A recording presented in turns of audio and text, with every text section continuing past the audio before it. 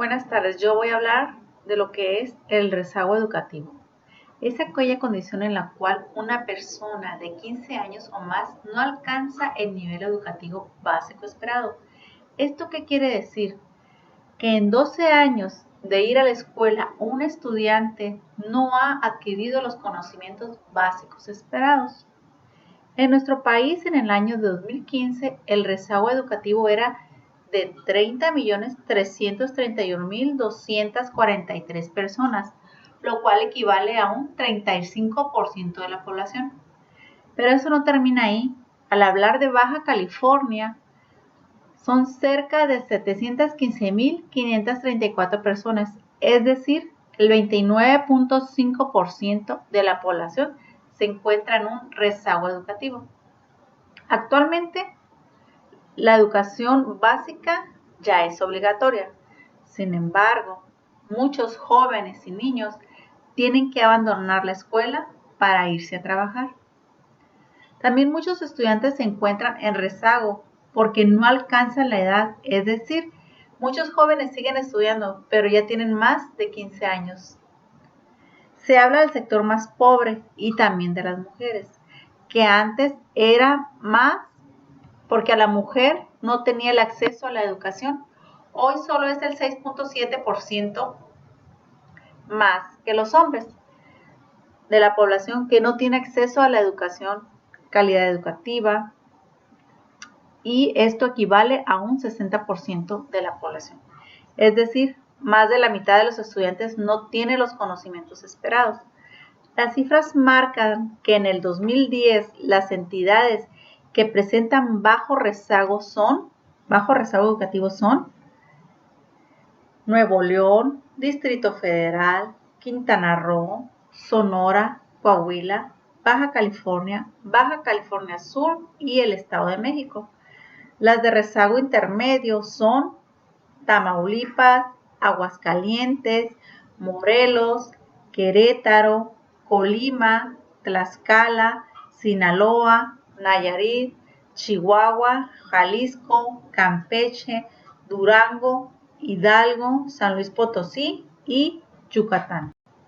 Y quienes se encuentran con un alto rezago educativo son Puebla, Zacatecas, Guanajuato, Veracruz, Guerrero, Michoacán, Oaxaca y Chiapas.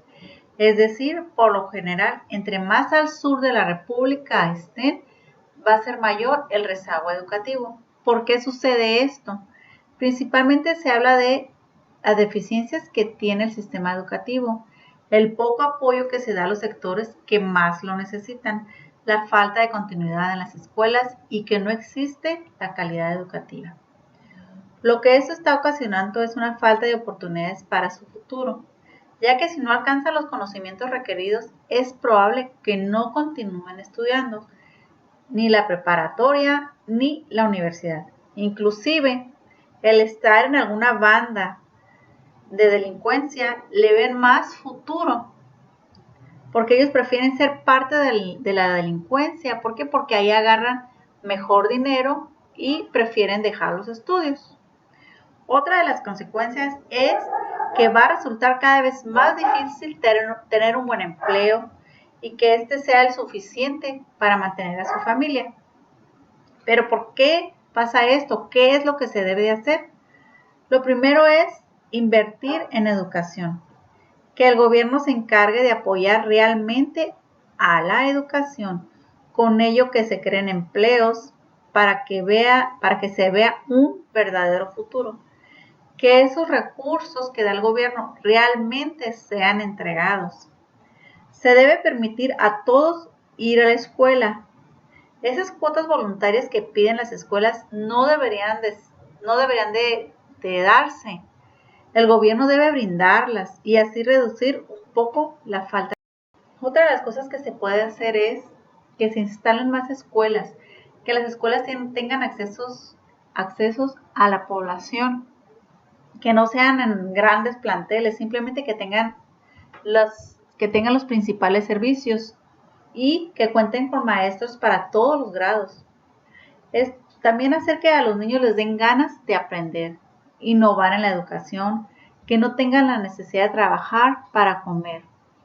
tal vez brindándoles un desayuno en la escuela, porque un niño que no se alimenta bien difícilmente pondrá atención a las clases. No se trata de evaluar por evaluar, se trata de crear acciones encaminadas al bien de la educación, que los recursos sean dirigidos a donde deben llegar, pagar salarios, invertir en el futuro de nuestro país.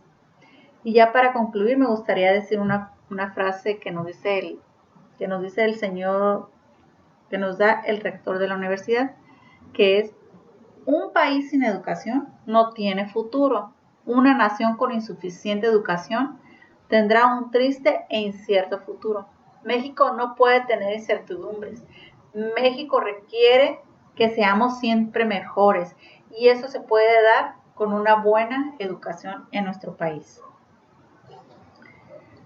Y ya por conclusión propia, solo decir que fue un curso que me agradó mucho porque hicimos mucha investigación y nos damos cuenta que en realidad una de las cosas que es la reforma educativa, pues tiene en realidad se podría decir que tiene muchas trabas, porque para mí la reforma educativa como que es más enfocada a los maestros, a quererlos hacer que los maestros sean como los responsables de lo que está pasando en la educación, y para mí no es lo principal. Yo pienso que la educación viene de la familia.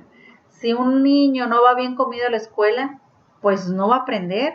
Y lo principal sería como ir viendo primero cómo está educada en su casa, ya ver si esta familia no tiene para comer, sus hijos no tienen ni zapatos, y lo principal para una escuela, entonces ir atendiendo esas necesidades primero y ya después enfocarnos en las reformas educativas.